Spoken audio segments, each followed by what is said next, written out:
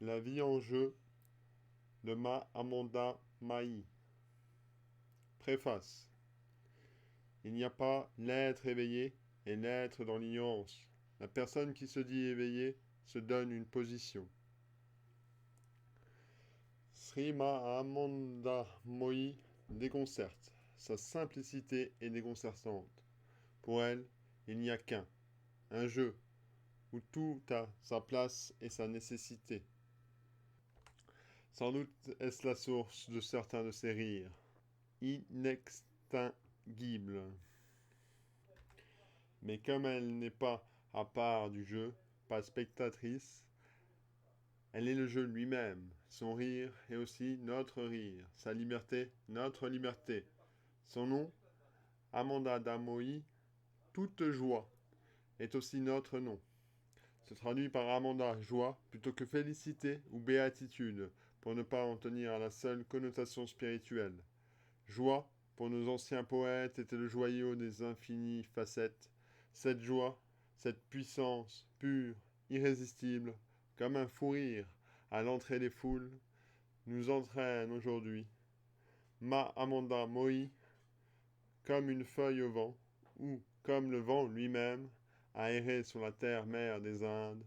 Monde, laissez-la, gère de jungle en jungle, improvisa-t-elle un jour en chantant toute sa vie, ainsi improvisée.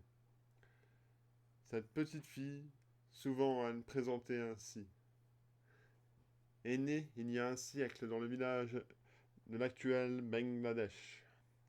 Son père avait quitté le foyer, vagabondé, chanteur, en renonçant il y était revenu. Elle est née sans pleurer, sans crier, avait remarqué sa mère. C'était juste avant que le soleil se lève, le 1er mai 1896. Pourquoi crier? Je regardais le manguier derrière les barreaux de la fenêtre. A-t-elle observé un jour, sa mère lui donna le nom de Nirmala, l'Immaculée. La portée de ce nom se releva vite. Mariée très jeune, son époux ne fut pas long à comprendre. Elle n'eut pour elle que révérence. Et protégea Immaculée qui, traversée de soubresauts surnaturels, s'étirait dans le secret, s'étirait dans notre monde. Peu à peu, temps et temps ont été bouleversés. Cela peut se compter en multitudes. Cela se compte surtout en un à un, une à une. Il faut tendre très fort l'oreille pour entendre ce qu'un ancien médecin français dira d'elle dans sa barbe. Il l'a rencontrée il y a 40 ans. Il n'en est jamais revenu. Depuis, il n'a plus quitté l'Inde. Ce nom que Ma lui a donné, Vijayamananda, je le traduis de sa façon, pince sans rire, par l'heureux gagnant.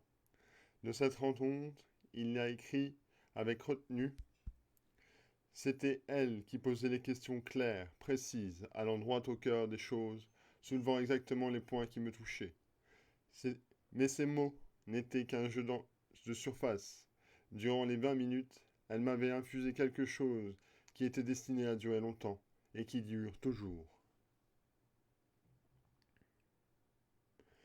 Il a fallu qu'une photo déborde d'un de mes livres pour qu'une amie clown de métier s'exclame. C'est elle qui me confie l'instant qui avait fait basculer sa vie. La toute fin d'un voyage en Inde, touriste barbé d'appareils photo, elle mitraillait une fête d'Urga Puga. On lui dit que la fameuse Ma Amanda Moi était présente à cette fête. L'amie n'avait jamais entendu parler d'elle. Elle trouvait à son goût de saisir le pittoresque de la situation. Une foule en mariée était venue s'incliner devant une femme, elle-même, emportée par une marée, se trouvait maintenant bien proche de cette fameuse femme en blanc.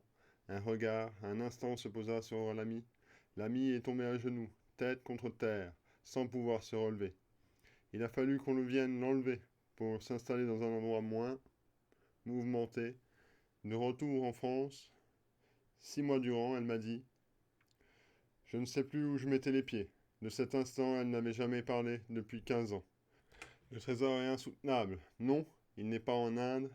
De cette rencontre, quelle que soit faite en quelques dizaines d'années ou en quelques dixièmes de secondes, un des familiers de Amanda Moi, assez conscient ce jour-là qu'il fallait dire une bêtise, ne put s'empêcher de demander: Mère, avez-vous certainement un peu d'affection pour celles et ceux qui sont présents toujours auprès de vous et prennent un si grand soin de votre vie? La réponse fut simplement non. Car cela se comprend un jour. Amanda Moi est liée à tout, à tous, inconditionnellement. C'est pas une façon de dire.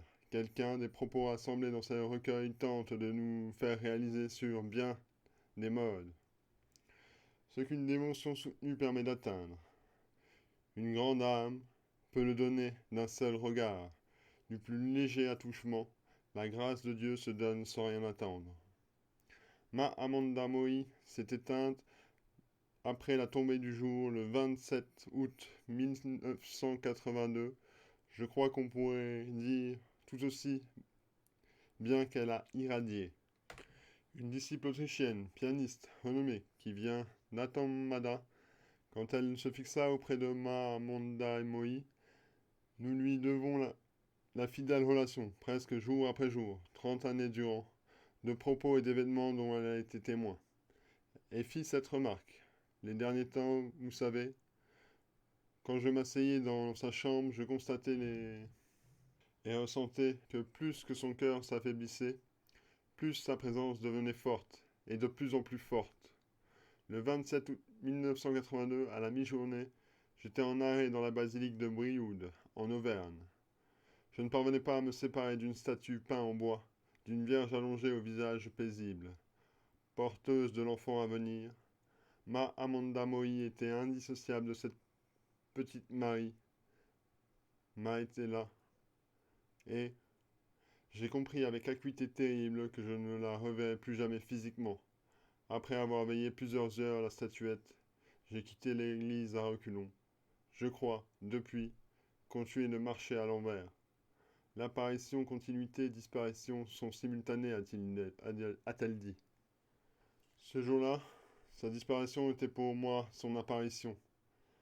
20 ans plus tôt, si ces douces images n'avaient filmé Arnaud Desjardins étaient diffusées par ORTF, j'étais adolescente, la première rosée, première apparition.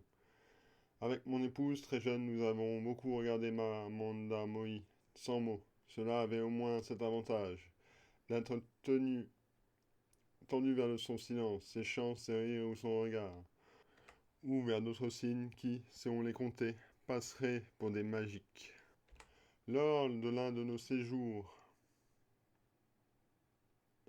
nous avions pour proche ami Sastri, étudiant en saintes écritures, très respecté à Bénarès. Nous bénéficions ses traductions auprès d'Oma.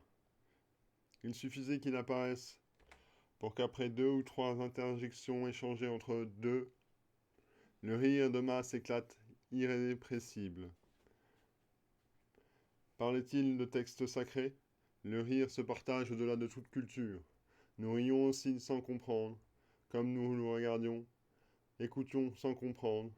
Le but n'est pas de comprendre le bengali ni l'hindi, mais de sauter dans le vide, avec ou sans les trapèzes des mots. Ma nommait souvent sa façon de parler Toti Poti. Traduction, faute de mieux ici, bric-à-brac. Une parole que ses fidèles savaient mobile, joueuse et libre. Elle donne des nouvelles significations à de nombreuses expressions usuelles, façonne des mots inédits avec des étymologies de son cru. Son propos est immédiat, pas de mots inutiles. Et plus elle aborde les vérités profondes, plus les mots se raréfient. Nous le savons, l'adéquation est difficile entre les modes et la pensée bengali et anglais. Il n'existe aucun équivalent anglais pour quantifier le terme bengali. Il faut souvent transporter 2 ou 3 mots bengali par une phrase entière en anglais, nous a dit Atamanda, son si doué effort à la traduction. Les mots de Amanda Moi, traduits, intégrés, je l'espère, dans notre langage, convient presque toujours à un saut extrême, là où il n'est plus question de se raccrocher aux concepts familiers, fussent-ils hautement spirituels, pour réaliser ce qui est. Vous suivez tant d'injonctions, de chemins, mais tout le chemin est limite. De toutes vos forces, ayez l'imagination de balayer toutes vos représentations, au-delà de la représentation et de la révélation, et cela que vous êtes vraiment. On comprendra sans doute que si l'on répète néanmoins ces paroles d'un instant donné, elles ont été recueillies si attentivement, si scrupuleusement par ses proches, le bien-aimé Baji, la grande sœur, Gurupriya Devi, Atmamanda, Kamalda, Amulaya Kumar Datta Gupta, Joshi et le respecté Dr Gopinanda Kaviraj. La liste de ces précieux témoins est difficile à clore. Chaque moment, chaque situation pointe l'universel. À nous de suivre les flèches lancées ici ou là. Elles retombent toutes sur le chemin du terrain fondamental. J'ai cité la remarque du chemin qui limite. C'est pour que nous avions par ailleurs quel respect inconditionnel elle vouait à toutes les voies de Dieu. Toutes si tendrement, si inégalement, les plus inattendues ou les plus connues, hindoues, musulmanes, bouddhistes, chrétiennes, avec toutes leurs infinies nuances, toutes, et celles mêmes à réinventer, à inventer. Je dirais brièvement que mon épouse et moi-même, nous sommes liés à un précieux père chrétien. Je sais comment maman Monda Moi annonça cette rencontre et la protégea. Mais là s'arrête mon témoignage. Je me contente de citer ici ce qu'une fois plus elle a dit du Christ. Il est lumière, lumière qui donne lumière à tout. Pour certains, pour certaines, toute distance a dû s'effacer entre ici et là, un Orient et un Occident, un enseignement et un autre enseignement. Un jour, souhaitons-le, la distance s'effacera entre soi-même et soi-même.